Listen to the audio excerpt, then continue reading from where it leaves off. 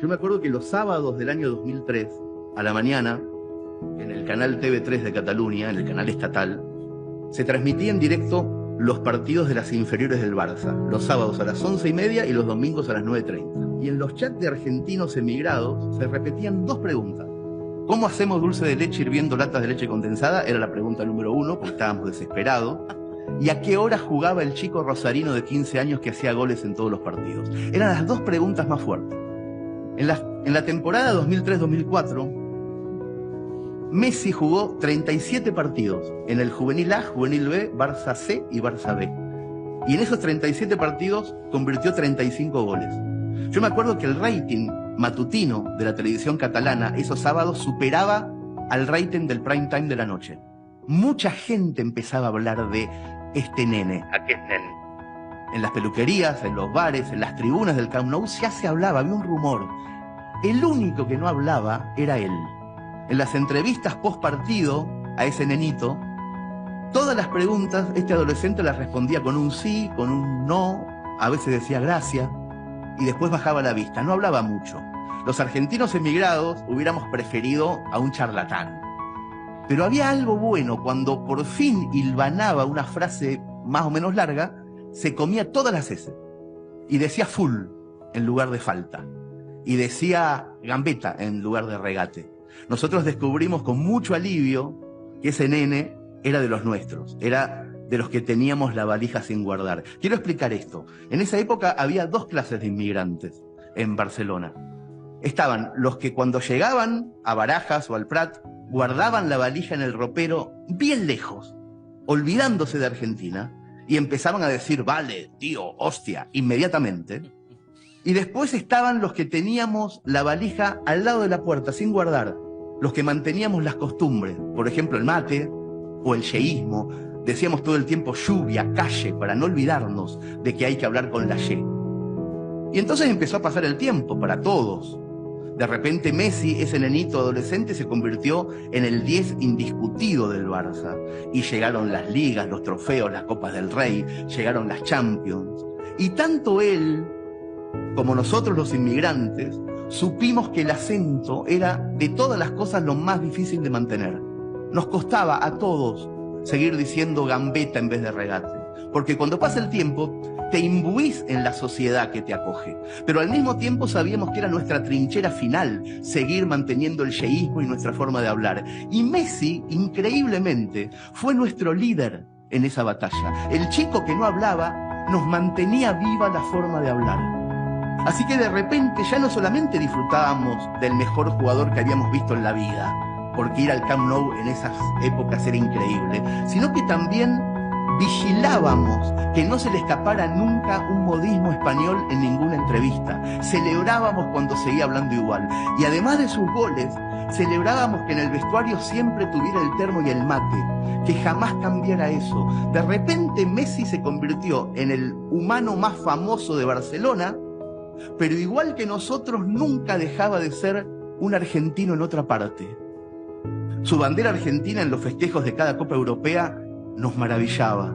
Su desplante cuando fue a jugar a Beijing 2008 a ganar el oro por Argentina sin permiso del club. ¡Ah, qué maravilla! Sus navidades siempre en Rosario, a pesar de que tenía que jugar en enero en el Camp Nou, un torneo que se juega siempre el 4 o 5 de enero, él nunca dejó de ir a Rosario a pasar la Navidad. Todo lo que hacía era un guiño para nosotros, los que en el año 2000 habíamos llegado con él a Barcelona. Es dificilísimo explicar cuánto nos alegró la vida a los que vivíamos lejos. Cómo nos sacó del hastío de una sociedad monótona.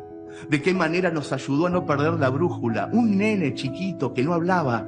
Messi nos hizo felices de una forma tan serena y tan natural y tan nuestra, que cuando empezaron a llegar los insultos desde Argentina, no lo podíamos entender. Pecho frío le decían. Le decían, solamente te importa la plata.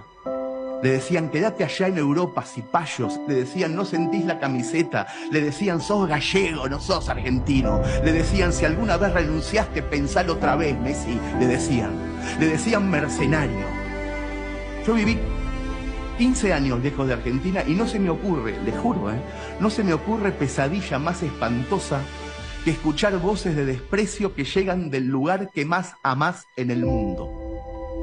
No hay dolor más insoportable que oír en la voz de tu hijo la frase que escuchó Messi de su hijo Thiago cuando tenía 6 años.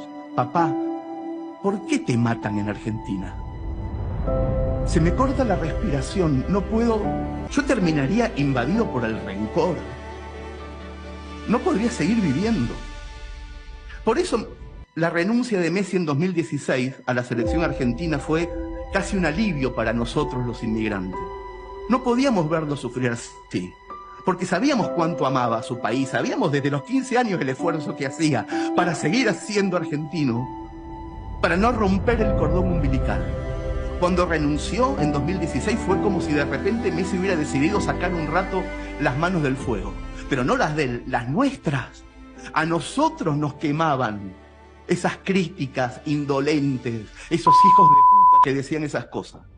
Y ahí, en ese momento de la historia, ocurre, me parece a mí, el hecho más insólito y más hermoso del fútbol moderno. La tarde de 2016, en la que Messi se cansó de los insultos y decidió renunciar, un nene de 15 años le escribió una carta por Facebook que terminaba diciendo: pensá en quedarte, pero quédate para divertirte, Lionel, que es lo que esta gente te quiere quitar. 7 años después, el autor de esa carta, Enzo Fernández, resultó el jugador revelación del Mundial que ganó Lionel Messi. Porque Messi volvió, después de esa renuncia, casi inmediatamente a la selección, y lo dijo él mismo, volvió para que los chicos que le mandaban cartas y que le dejaban mensajes no creyeran que rendirse era una opción en la vida.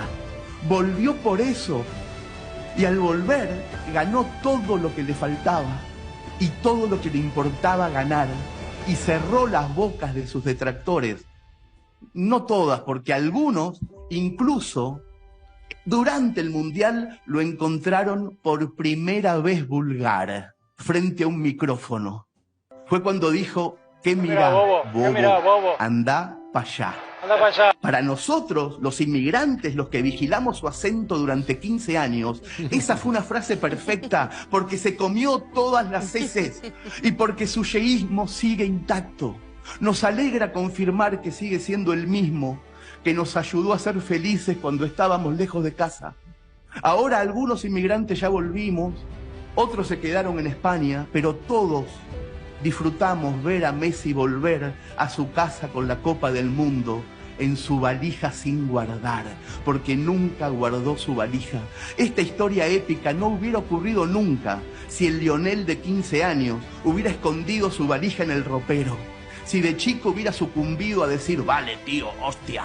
Pero nunca equivocó su acento, nunca olvidó su lugar en el mundo. Por eso, la humanidad entera deseaba el triunfo de Lionel Messi con tanta fuerza, porque nunca nadie había visto en la cima del mundo a un hombre sencillo, a un tipo cualquiera. Y de diciembre, ayer como cada año, fíjense esto, Messi vuelve de Europa para pasar la Navidad con su familia en Rosario, como siempre, para saludar a sus vecinos, como siempre. Sus costumbres no cambian, lo único que cambia es lo que nos trajo en la valija.